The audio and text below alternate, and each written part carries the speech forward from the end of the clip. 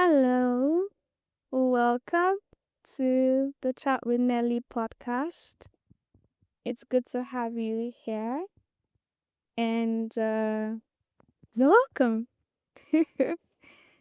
Today, we are continuing uh, the unspoken rules of friendships uh, episode.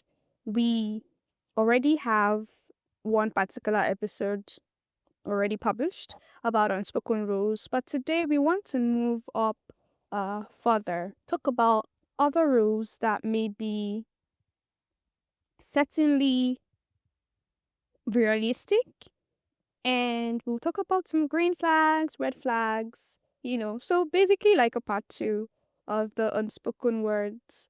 Unspoken rules of friendships. Remember that the Chat with Nelly podcast right now for some time has been on a one-way trip to Friendship Town. And at the very beginning of this podcast, when I said we're going to be touring friendships for a while, I said that when you hop on this train, you have just one ticket, a one-way ticket to Friendship Town. And I hope that you have been enjoying the ride so far.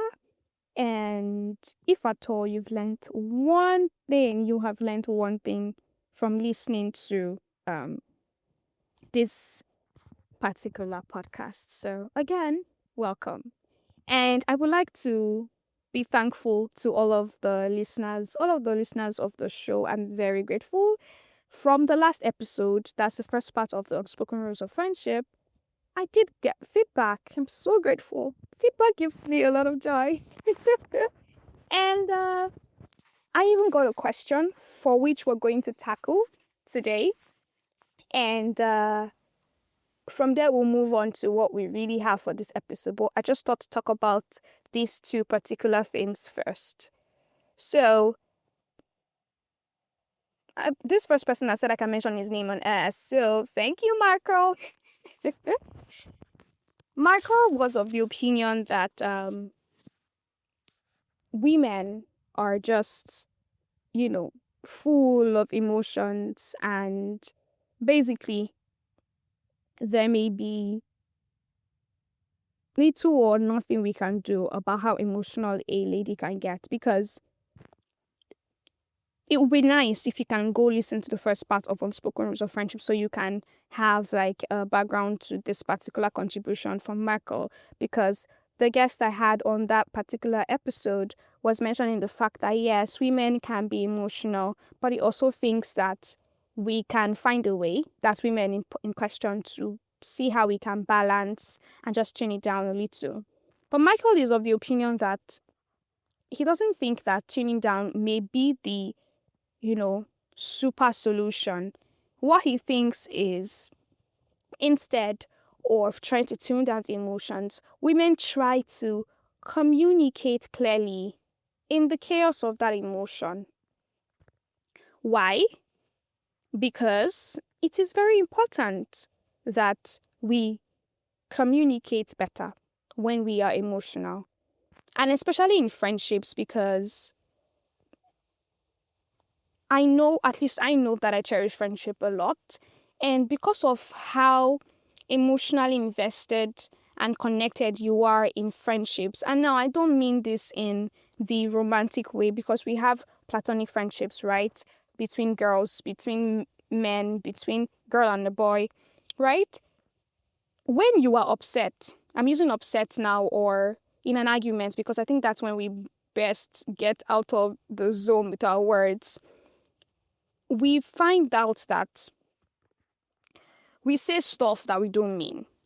And if you ask, especially the woman, she'll be like, I'm so sorry, I was overwhelmed, I was emotional, right? But then Michael was of the opinion that we can find a way to communicate from that pile of emotions in a healthy way, rather than allowing the emotions overcloud our judgment, overcloud our decisions, and all of that.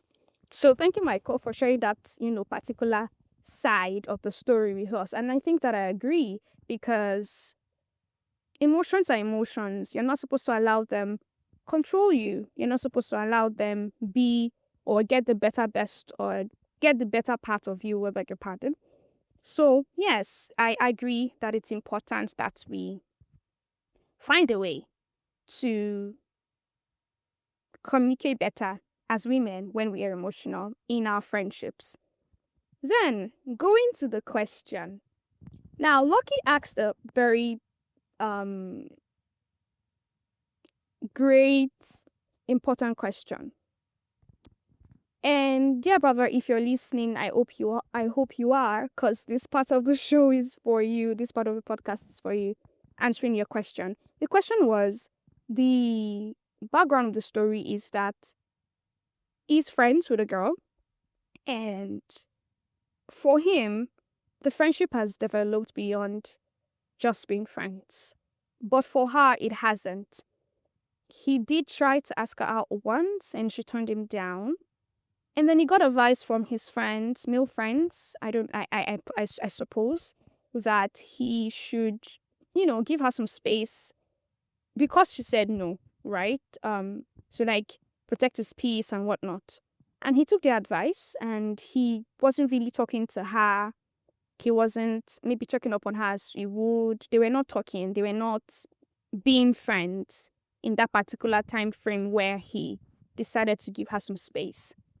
But eventually she reached out and they tried to like work it out and started talking again. And according to him, he asked her out again. And she still turned him down. And this time she added that, oh, you know how you just like zoned out on me the other time. I don't want a relationship where that happens. Right? But now my dear brother is still seeing her in that particular light and he's thinking of trying again. And he asked a question on, what to do and what not. So, if you're listening, what I think, right, is that you should not ask a third time. Some persons may be like, oh, third time can be the charm or whatnot. But if she said no twice, I don't know. It feels like it's going to still be a third no. The only time that I would advise that you ask her again is if you have now seen from her actions and within the friendship that she may be seeing you in the romantic light, because it's different. It's very different to when a girl and a boy decide to go romantic. So if she's not giving up that, if she has not said anything, if she's not doing anything that indicates this to you in a very glaring manner, maybe you should just let it be, right? And if you feel like you cannot just be friends with her, be honest with her, and maybe you need to walk away from that friendship so that you do not lose her respect, so that you do not eventually lose the respect in a bad manner. I don't know if this makes sense, but if you can hear me, please, this is what I think.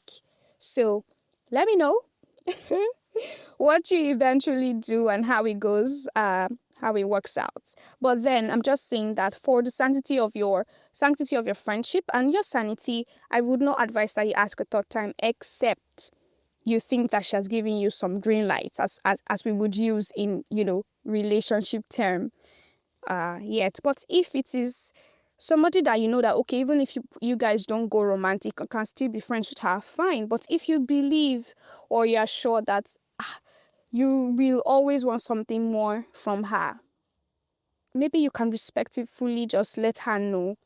And then two of you decide if you want to continue the friendship, or you walk away just for your peace and for her peace, right? So that it does not eventually end up on a bad note. So let's go now to what we actually want to talk about today. So we're going to be going through some specific rules in friendship again, but this time these rules seem more realistic and then they speak to, particular situations for us. Now, we're going to talk about when a friend is making significantly more than the other in terms of money. So what's the unspoken rule there? Maybe for vacation preparing or hangouts or planning or splitting bills. What's the unspoken rule there? That these two persons need to understand that, oh, this is the reality. Pamela makes more money than I do. So if Pamela and Joy are friends and Pamela makes more money than Joy, if she's going to plan something, if she knows that she's not going to be footing the bill, all of it, willingly, genuinely from her heart with no grudges by herself, because, friends can do that. They can be like, oh, nah, I got you, right? But if she knows that she's not going to do that or she doesn't want to do that, then if she's the one planning, she has to plan in a way where it's not going to financially hurt Joy. I don't know if we get this. So that Joy does not constantly feel like Pamela is throwing her money in her face. That's one. Two, if Joy, the one who is making less, is planning something, then it's something that she needs to discuss so that she does not choose a place that is all fancy and whatnot that she cannot afford just because she knows Pamela can afford it.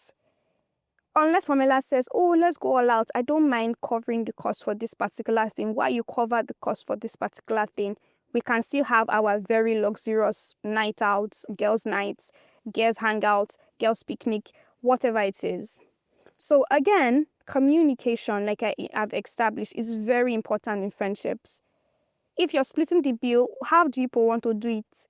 Is it going to be 50-50? Is it going to be 60-40 because she earns more? Is it going to be 90-20? Talk about it. Okay, so nobody starts having grudges for anything. Okay, what if a friend asks for your opinion on something? Maybe their outfit or their partner or their career, and you know it's a mistake. You know it's a mistake, but trying not to hurt their feelings. What are you supposed to do? You want to tell the truth, but the truth is gonna hurt them. You're trying to protect your peace, in quotes. Sister, brother, please tell the truth. Find a way. There's always a way. It might backfire, or okay, let me give you an example. So, I was watching a movie. It's a Nigerian YouTube movie. What was the name of the movie? Oh my God. I cannot remember the name of the movie right now. However, the scenario was two guys were friends, right? And let's name them Paul and Peter. I'm sorry if your name is Paul and Peter and you're listening, right? So Paul has a fiance or a girlfriend girlfriend. Rather, it was a fiance, sorry. They have been engaged, but they've not started planning the wedding, so fiance, right? And she seemed to be, excellent, cuddly, dresses well, was respectful, and everything. But then, Peter was not having a really good time with relationships, and his last girlfriend cheated on him, right? So that made him a little bit edgy. However, Paul will always, talk about how his girlfriend was like a blessing, God's promise to him, and all of that. And Peter genuinely saw that this girl was good. But then, one day, Peter overheard Paul's fiancée on the phone talking to one of our sugar daddies. You know how Nigerian movies go, right? So, I'm heading somewhere. Stay with me on the story. And then he was dumbfounded. He was like, oh my God. Now, in this scenario now, he has to tell the truth about his partner. About his friend's partner to his friend. However, Peter did not just go to this friend's office and be like, your girlfriend is a cheat. He's a terrible cheat. He did not just go. No, did you know what Peter did? Peter started nudging his friend little by little in a very subtle way. The first time, the friend did not even notice. It was like, Paul, how's your girlfriend? what does she really do again? Can you remind me? And then Peter was like, yeah, she's into event decor. She's an interior decorator. And I think she was doing one other thing. At least that's what she told him. But of course, we know that the girl was lying. However, it was like, oh, okay, that's nice. I was like, any problem? I was like, no, I just wanted to ask, right? Another day, he was like, you told me that I should like see an expert because, Anita cheating on me was like really doing a number on my mind and whatnot. So I'm seeing the expert too, and the expert was like, it's because I wasn't trying to, you know, surprisingly check on my girlfriend. That's why I did not even see any signs, maybe just check her phone or maybe give her a surprise visit. So he nudged his friend to give his girlfriend a surprise visit. And at first it was like, what do you mean? I trust my friend. Don't stop. He was like, don't be projecting what's happening on or to you on my relationship now. Like, I trust my girlfriend. She's great. She's not nothing's gonna happen. But when he went home, he ruminated and then he paid her the surprise visit. And when he got home that day, she wasn't actually at home, right? But her help said, oh, she went out with her friend. So he did not really pay attention to it. Then again, Peter nudged his friend, and this time he gave his friend an iPhone that had been I think they've already bugged the phone, so maybe you can hear calls and whatnot while the phone is not actually with you. It caused a problem in their friendship. He fought with Peter. He was like, "What do you mean? You're projecting. This my girlfriend she's not cheating on me and whatnot." Peter was like, I understand, and I'm sorry I've crossed my boundary with what I've done, but just think about it. And so, Paul thought about it, he ruminated. Eventually, he gifted his girlfriend that particular phone and eventually found out that the girl was a chronic cheat because she used to sleep with men for money to keep up with the lifestyle that she had.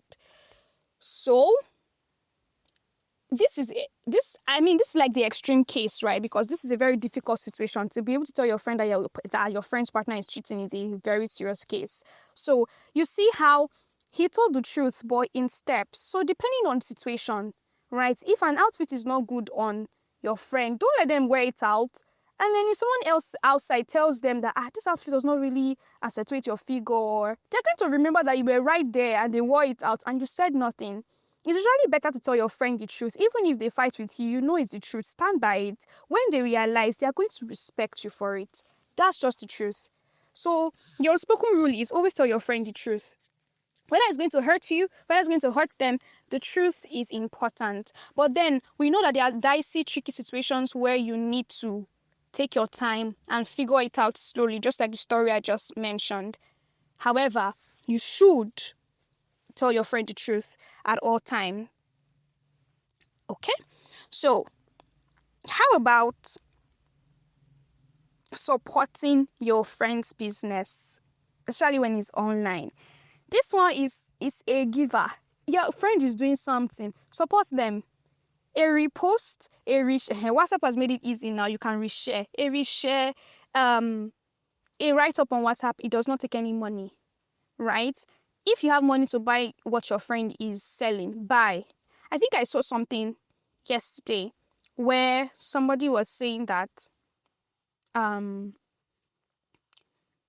how 500 naira or 1,000 naira or 2,000 naira can make a friend not to patronize their friend but go and patronize somebody else because they feel like that person they are going to is cheaper. But I just feel like there's a rule. I don't even know why I'm calling it a rule, but your friend is doing a business. Patronize them when you can. It doesn't take anything. If you know you cannot patronize, promote the business, post about it, recommend them, for their service to somebody who needs their service. Don't hide them. Nah, support them. That's the unspoken rule. Please support your friends' businesses. Okay? It's not the person is selling human parts. That's why you cannot promote it because they will catch you and they will arrest you and join as accomplice. But if the person is in a legit business, please support them, post them, buy from them, sell them to other people, recommend them. Okay?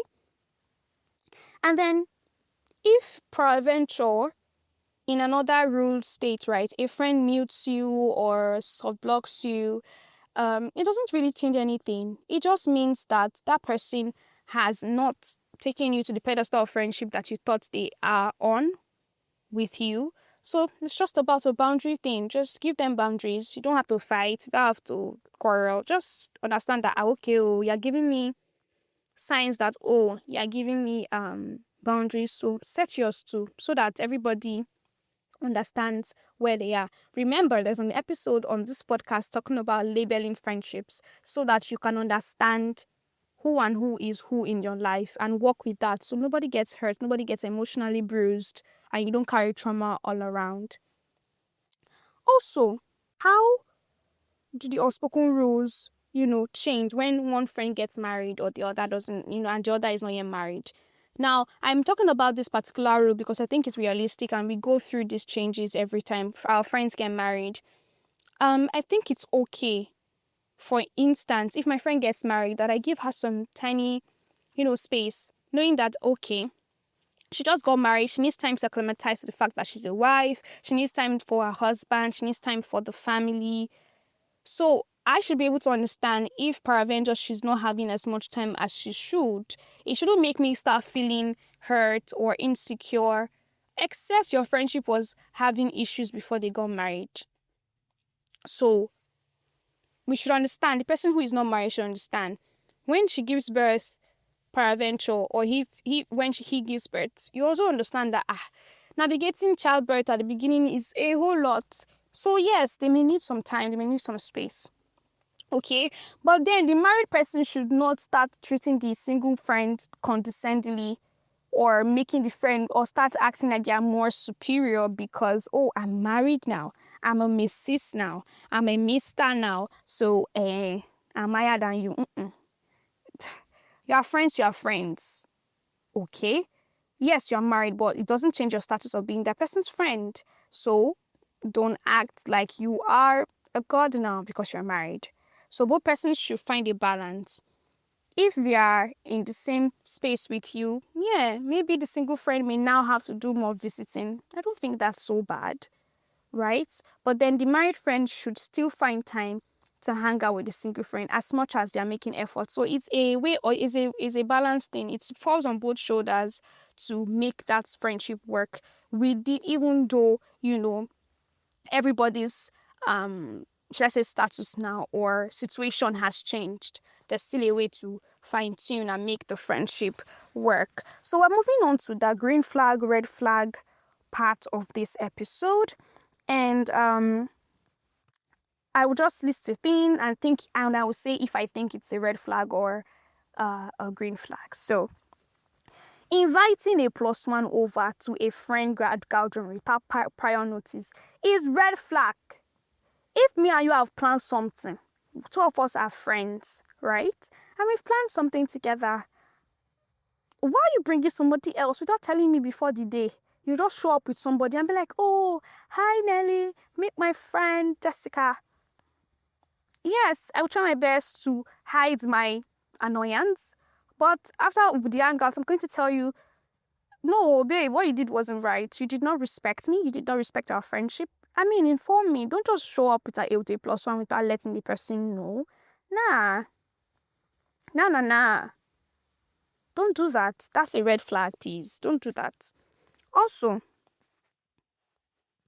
leaving a friend on red, like, WhatsApp, maybe you leave the friend on red for 48 hours. Sometimes it may not be on purpose. It may just be that they read the message and thought that they'll be able to reply, but then something took their mind off it and they did not remember that they've not replied. You hear sometimes when some persons will say, oh, I thought I replied this thing in my head. I thought I replied. Aha. But then if it's something that is not happening over and over and over again, maybe you now have to ask that, what is really going on? Are you overwhelmed? Are we fighting? Are we okay? So you have to prompt these questions. So, I don't know. It's like in the middle, maybe a yellow flag. It's not red or green for me, but I just think that it's a yellow flag of some sort. You introduce two friends together, and then these two friends start hanging out without you. Now, this is tricky. Some persons might be like, red flag, red flag. For me, I don't really mind. right? It's when they start hiding it from me. I mean, if I'm friends with, say, Joy, and then I introduce Joy to my other friend named Jessica, right? So Joy and Jessica decides to hang out. That's not a problem, right? But it's if they now start sneaking around, not telling me, then maybe I'll not be like, okay, should I be worried about the two of you? You know, right? So for me, it's not really a flag. Like you can hang out. I'm a cool person, so it means I have a cool person as a friend and a cool person as a friend. So if two of the cool persons I have as friends decide to hang out, that's fine. If in the process, if two of them not get closer, I think for me, maybe it will be somehow a little for me, but then I will just know my boundary. Life is not hard though, and then I don't think friendship is something that you should really force, right? And again, that's why I say, when going through the Chat with Nelly podcast, you should listen according to how it's been aired, because labeling friendship will also give you like a background for this. It won't, when you label your friendships, you will not have so much heartache. I promise you, you would be okay. You'll be fine, and you'll be able to go through life knowing that some friends are for some seasons. They can go away, and it does not make them bad. It does not make you terrible. It's just how it was meant to happen. Okay, so another flag that we want to color is if a friend gives you tough love outside in front of somebody, people or a public. For me, yeah, I don't like yelling. I personally don't like yelling, so maybe I'll get slightly offended. I may not tag it as a red flag, maybe a yellow flag, but please, I know if there's a way you correct your friend outside, though, there's a way you can do it. People can have okay. Nigerians listen to this. We know that our Nigerian mothers always had body language in full with their children. When they want you to sit down, there's a way they do their eye. If they don't want you to collect that food that person is giving to you, there's a way they do their eye. If they want you to keep on speaking, there's a way they will do their body. I think that as friends, we should have these things too. Have body languages that you understand. Have codes that you use when you're outside. So you don't have to disrespect or embarrass your friend, even when you want to correct them. A simple pinch, a simple nod, a simple eye twitch can communicate to your friend that, oh, I think you should calm down, no? Right? Because, in Nigeria, we have this culture, family or friend or people will fight the fight outside. The other person cannot win your friend outside. Then when you're inside, be like, but guy, that thing you do no good, or you know good. Why you do like that? Why you do like this? You get. And then now corrects the person. Yeah. But if it's a situation where you need to take your friend out of that particular scenario, or you need your friend to just not say anything anymore, I think having these secret cues between you and your friend might help, so that you don't unnecessarily yell at your friend outside or disrespect them or make them feel like you didn't honor their friendship at that point. So the person corrects me outside, so it depends on how the person does it that make me tag a green, yellow, or red flag. So if a friend is hanging out to somebody that you dislike or somebody that does not like you, this one is tricky, because why does the person not like me? That's a question. Why do I dislike the person? That's a question. I think these are the reasons that will help my friend decide if they want to hang out with the person. Now, the general overview would be that my enemy is your enemy. That's how that's how we do friendship. Yeah, my enemy is your enemy. So I don't want to care. You don't like her. I don't like her too, right? But then other people may be on the opinion that but it's tough you don't have the issue now. Why do I have to be involved now? But some persons will not be like, is it because you like them? You like her more than me, or you like him more than me? Is that why? Okay, now go and be friends with that person, and then you ruin your friendship over that, right? So I really think that it's a personal issue. Yeah. But the general overview, like the first prompt to be like, my enemy is your enemy. If we're friends, if we say we're friends, my enemy is your enemy is my enemy. So we fight together. Do you understand? A good example would be the Blood Sisters movie series, Nancy Sime and I've forgotten her name. That was a story that played out with the friend carrying her friend matter on her head, like straight up, without questions, without anything. You understand? So sometimes it pays off, sometimes it doesn't. But I think the situation, is peculiar, and we cannot use friendship A to tag with friendship B. So it's a little bit dicey.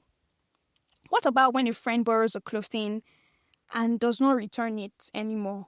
Or returns it and is staying but does not say anything? It's a red flag. It's disrespectful. If you lend someone your stuff and they bring it out messed up with no explanation, or with an attitude that says, well, it's not just shirt, it's not just bag, what is it? Don't carry that kind of attitude. If someone lends you their stuff, keep it, protect it, and return it when you say you would. Return it when you say you would. Except the person that says, oh, I think you can have it. Then you can have it. But the person never says it. You stole it. You stole it. That's it. That's it. So the unspoken rule is that as a friend, you're supposed to even be the one to care for that thing the most, because she's your friend and you love her, or he's your friend and you love him. So, don't steal it by proxy. Do not. Or maybe you tell your friend to lend you some money, right? And you say, oh, I'll pay in 2 weeks. And then 2 weeks passes, you cannot pay it, or you haven't paid it, and you say nothing. Please, it's disrespectful. Explain and be like, oh, I know I said I'll pay in 2 weeks, but the money hasn't come. Please, can you give me an extra week or an extra month or an extra year? Talk about it. Don't just disrespect the person's place in your life, please. These are some of the things that dredge friendship down into like holes they cannot come out from, and then we lose people who are meant to be in our lives. Okay? So if you borrow something from your friend, keep it well. If you borrow money from your friend, return it. Said the person says you can take it. Or if maybe you ask a guy, I need some cash, so dash me some money, and they dash you, hey. But if you say, please, I want you to lend me this certain amount, it's a loan, pay it back. Pay it back. Sorry, I'm shouting, but pay it back. Pay it back. Okay? Yeah. I don't know if there's any other unspoken rule that came to your mind as we talked about this. This is something that I think we should talk about, because many people tend to have different rules for the different friendships that they have. But then I think that the ones I've discussed are like the most general ones that we can have, where, we need to put it in mind to keep our friendships healthy. I will always say that no one is an island. And the truth is, friendships can be really, really solid bedrocks. People have been friends for 10 years, 20 years. They grow up together, they get married, they have children, their children become friends. That's like a generational, transfer of friendship, and it's beautiful.